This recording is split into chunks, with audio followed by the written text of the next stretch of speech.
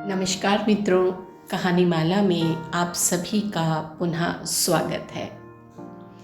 मित्रों, हम बात कर रहे थे हमारे महान ग्रंथ महाभारत में आई विभिन्न कथाओं की, विभिन्न घटनाओं की। आज हम जिस कथा पर बात करने जा रहे हैं उसका शीर्षक है जयद्रथ वध। कौरवों की सेना और आचार्य द्रोणाचार्य के चक्रव्यूह रचना के बाद अभिमन्यु वीरगति को प्राप्त हो गया। ये बात सत्य थी कि अब युद्ध में अर्जुन का पुत्र मारा गया था। जी हाँ, सोचिए, जब अर्जुन को इस बात का पता चलेगा तो अर्जुन और पांडवों की क्या अवस्था होगी। शाम को अर्जुन शिविर में लौटे। उन्हें अभिमन्यु की मृत्यु का समाचार मिला। वे शोक में डूब गए। तभी उन्हें पता चला कि दुष्ट जयद्रथ ने निहत्थे बालक को धोखे से मारा है। यह जानकर तो वह क्रोध से लाल हो गए।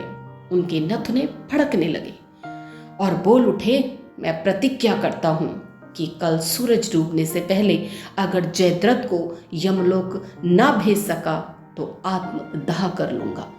सचमुच ये एक भीषण प्रतिज्ञा थी। जयद्रथ जानता था अर्जुन बेटे की मौत का बदला अवश्य लेगा। कौरव जासूसों से यह जानकर कि अर्जुन ने उसे मारने की प्रतिज्ञा की है, जयद्रथ के तो होश उड़ गए। वह दौड़ा दौड़ा दुर्योधन के पास पहुंच गया।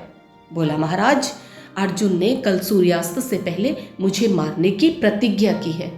आप जल्दी से बताइए मैं क्या करूं, कहां जाऊं, मुझे छिपने का कोई स्थान बताइए, क्योंकि उसने धोखे से मारा था ना अभिमन्यु को। दुर्योधन हंसकर बोला, अरे जयद्रथ, अर्जुन ने यह भी तो कहा है कि सूर्यास्त होने तक अगर वह तुम्हें नहीं मार पाया तो आत्मदाह कर लेगा। चिंता मत करो, कल कौरवों के सारे महारथी तथा पूरी सेना तुम्हारी रक्षा करेगी। अर्जुन तुम तक पहुंच ही नहीं पाएगा। मैंने पहले से ही ऐसा प्रबंध कर दिया। दूसरे दिन युद्ध आरंभ हुआ। अर्जुन की निगाहें जयद्रथ को ढूंढने लगी, क्योंकि वह उसके पुत्र का हत्यारा था। मगर कौरवों की विशाल सेना में जयद्रथ कहीं दिखाई नहीं दिया।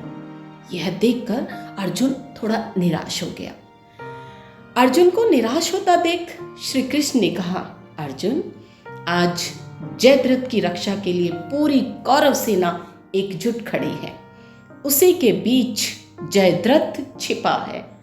इस घेरे को तोड़ने के बाद ही तुम जयद्रथ को मार सकोगे। देर न करो, समय बीत रहा है। श्री कृष्ण की बात सुन अर्जुन साहस पूर्वक लड़ने लगा।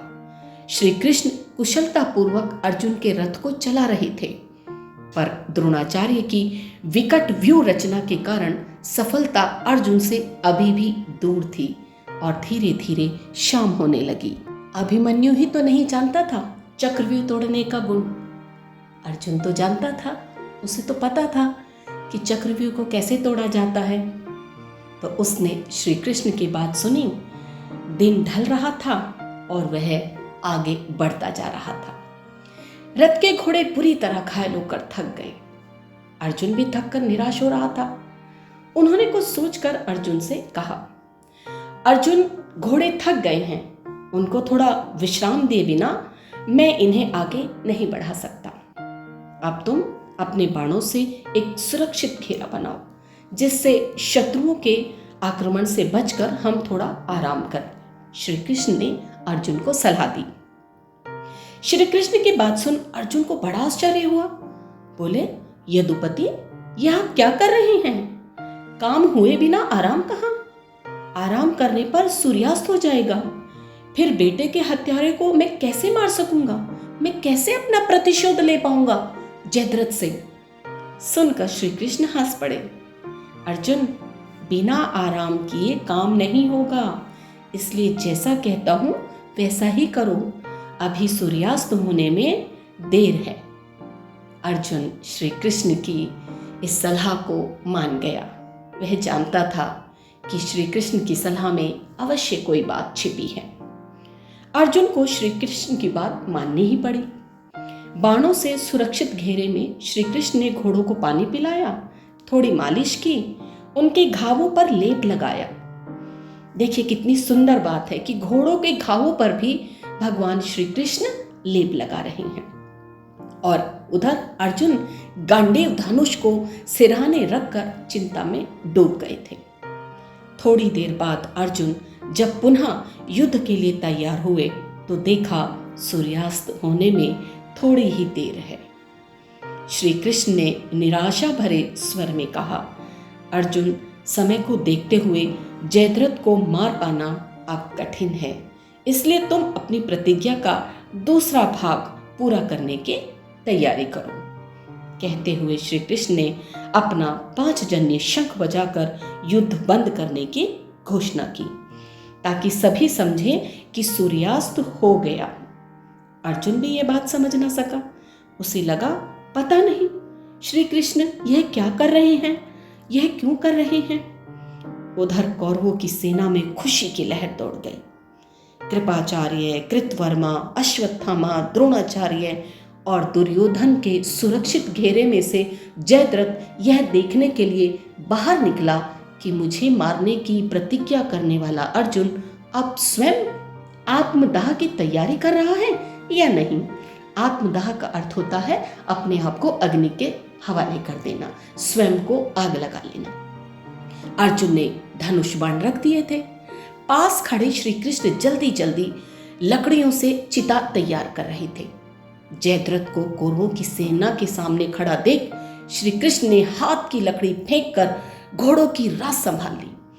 अर्जुन से ललकार कर कहा, अर्जुन उठाओ गांडीव, तुम्हारा शत्रु जयद्रथ सामने खड़ा है। उधर आकाश में देखो, अभी सूर्य के अस्त होने में काफी देर है। मैंने भ्रम पैदा करने के लिए ही यह सब किया था। अब क्या था? अचानक सबकी निगाहें आकाश की ओर उठ गई। कुछ क्षण पहले न दिखाई देने वाला सूर्य अभी भी आकाश की पश्चिम दिशा में चमक रहा था, अर्थात अभी सूर्य अस्त होने में समय था। दुर्योधन के हाथ से तोते उड़ गए, घबरा गया। जयद्रथ छिपने के लिए भागा, मगर इससे पहले ही अर्जुन के धनुष पर बाण चढ़ चुका था। श्री कृष्ण फिर बोले, अर्जुन सावधान, जयद्रथ का पिता उत्तर दिशा में 100 योजन दूर बैठा तप कर रहा है।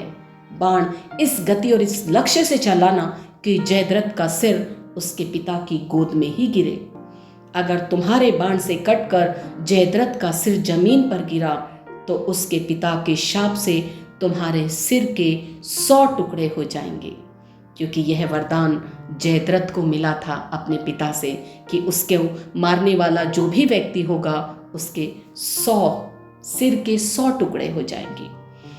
अर्जुन ने कहा, ऐसा ही होगा माधव, और उसके गांडीव से तीर छूट गया।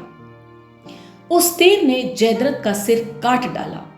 तीर उसे लेकर उड़ चला।